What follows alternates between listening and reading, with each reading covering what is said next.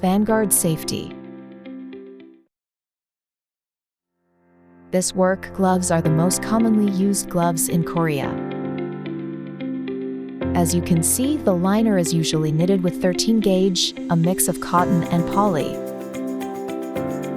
This is pre-treatment section with spray before coating.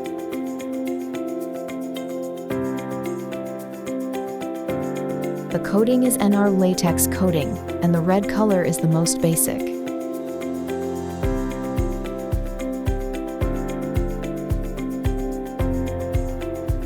In addition to this, various colors such as yellow and white are produced.